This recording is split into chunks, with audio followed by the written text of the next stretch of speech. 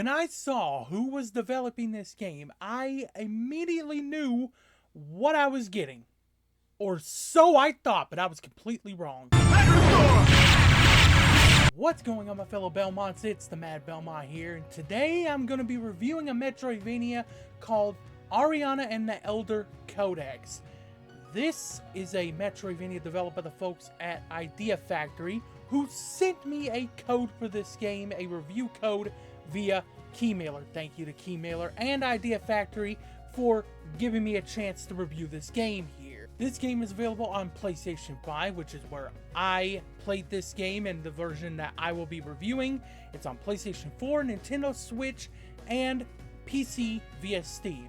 Sorry, Xbox users, you're left out of this one, and it sucks. This game is available for $29.99 on all of the digital storefronts, and if you buy it physically on PS5, PS4, or Switch, it will cost you $39.99 or $40. Not bad for that price, but I'll get into more on that later. But for now, let us get into the story for this game. The story for Ariana and the Elder Codex sees you playing as Ariana, a librarian who's tasked with preparing the 7 hero codices, which have been altered. As a result of the alteration of these codices, magic has completely vanished from the world. So your job in this game is to use your magic of being able to enter and rewrite these codices to repair them and bring magic back to the world. You repair these codices via gameplay, and I'll get more into that here in a bit. Once you do these repairs, you get to see more and more of the story that is contained within these codices. This is one of the biggest strengths of this game, and it's pretty easy to see why. When you have a developer known for visual novels and JRPGs behind it, you generally get some great storytelling, and characters in this game is no exception to that rule. And if you are someone who loves to read in-game lore through books and whatnot, this game's got you covered there as well. Through those in-game books, in the library, which serve as the hub world, the hub area for the game, if you will, you learn more about the lore and the librarians and how magic works in the world, all that good stuff. It feels like Idea Factory is building the entire world of this game more and more and more as you keep playing it, with the info that you read in the library and stuff like that. And of course, coming from a JRPG developer, it's pretty easy to see why this was a big deal for Idea Factory, and that is one of the things I was expecting to be good about this game. Now let's get into the gameplay for this game, and trust me, I have got a lot of things to talk about here, so buckle up. The gameplay for Ariana and the Elder Codex sees you going to each of these 7 codices, like I mentioned before, and repairing them so that you can get the full picture of the story. The way that they get you to do this is actually pretty neat. You see, you'll see a section of the story play out in a cutscene, then you, as Ariana, will go to a location that you've seen the main character of the story go in the cutscenes. From there, you defeat a bunch of enemies, and at some point when you get to the specific area, you'll defeat a bunch of enemies because you can't progress anywhere, and then you'll see this weird portal looking thing pop up. You go over there, you hit a button, it'll take you to an arena where you fight some enemies. After you defeat these enemies, the portal pops up again, you walk up to it, press a button, and boom, that repairs that section of the codice. You do this enough times, because you will. Eventually, you will fight a boss. Once you defeat that boss, you'll get a cutscene that gives you the full rundown of the story as it originally was before you had to repair it. Once you fully repair the codice, or at least to the point to where you can progress further, you'll get a brand new ability to use in the next area that you go to, or in previous ones that you've already been to. That's where the Metroidvania elements come in, baby. These codices, they get gradually harder and harder, and it feels like a fair step up in difficulty as opposed to an unfair difficulty spike that the devs put in just to pad out the runtime of the game. Speaking of runtime, this is where this game shines the brightest in my opinion.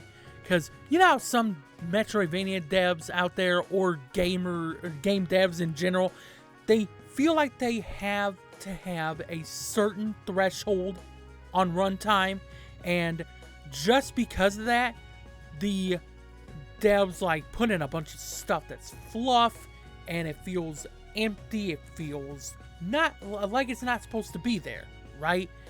Well, that ain't the case here with this game. I say that because this game has a total runtime of 10 hours just for the main story, and it'll take you around 17 to 20 hours if you want to go for a completionist run. I personally did not do that during my playthrough. Mine was around 13 to 14 hours, but you can do that if you want to. And it's nice in 2026 to see a game respect your time the way that this game does. Now let's get into the combat for this game, and I'm telling you, I love this combat system. It plays kind of like an action RPG, very fast, very fluid. You have a dodge move that you can use to get out of trouble, as well as standard sword attacks and magic that you can use. You get a good amount of spells to play around with, and you have 2 sets of attacks you can swap between, which is nice to have, and it encourages experimenting with these different spells. Sword combat in this game feels awesome. You have combos that you can do on the ground, as well as air combos, and you can stun enemies by draining a stun meter below their health bar to get extra damage on your next set of attacks. Now, this combat system, it feels like one that rewards you for learning it, as opposed to one that just wants to get you from point A to point B, which is beginning to end. And I love to see that. Too many times here recently, I've seen games in all genres tend to dumb down or simplify the combat, or they don't reward the player for trying to learn the ins and outs of the combat system, and it's nice to see that this game doesn't do that whatsoever. Now, those spells that I mentioned before, yeah, they're fun too. Like, for example, I had a fire spell that I love to spam whenever I couldn't reach an enemy in the air for an air combo, and I even used that spell to chip away at a boss's health bar. It was the boss in the Wind Codice, right? So it was so much fun to play and mess around with this combat system. And speaking of bosses in this game, there's one for each of the 7 codices. They're a ton of fun to fight. Each one has a moveset tailored to the theme of that codice. So for example, like I was mentioning earlier, the Wind Codice has a giant bird that flies around and does a bunch of wind moves and stuff like that. Really cool stuff there, okay? That's that JRPG experience from Idea Factory coming into play again here for the gameplay and the combat system, and it pays off here like it did for the story. The only drawback that I'm really taking away from this gameplay loop is that it doesn't encourage me to go back and replay the game after I beat it. It's one that feels more like a one and done type of game, which is kind of weird for a Metroidvania, but hey, I'm cool with that, okay? I'm cool with one being a one and done here and there, okay? And this one is definitely one of those games. Now we get into the value proposition here for this game, and as I said earlier, this game is $29.99 digitally, and it's $39.99 physically, so $30 digitally, $40 physically. That is not bad at all, either way you look at it. Here's why I say that. That 10 to 17 hour runtime, it feels appropriate for that $30 to $40 price tag. You see, Metroidvanias are some of the best games out there in terms of bang for your buck because of their run times. And even though I don't think this one is replayable like other Metroidvanias are, if you do replay it, you'll easily get your money's worth out of this game and more. But if you feel like it's not worth that standard price, hey, don't worry about it. Just wait for a sale where it drops to a price you feel comfortable paying. I do that with games all the time. I will see one that I don't really feel like paying the launch price for. I wait a few months to a year. It drops to a price where I feel more comfortable paying it. I snag it. So don't worry if you feel like you have to do that. Don't worry about it. Now getting into my final thoughts here, and I gotta say, I am impressed, Idea Factory. You took that expertise in storytelling and world building from the visual novels and the JRPGs that you're known for, and you're applying that to a Metroidvania that respects every single second of your time. See, because I legit thought that I was in for a JRPG that was disguised as a Metroidvania. But I was all the way wrong, so I'll take my L. I will take my L on this one and just live with it. And with that being said, my verdict on this game is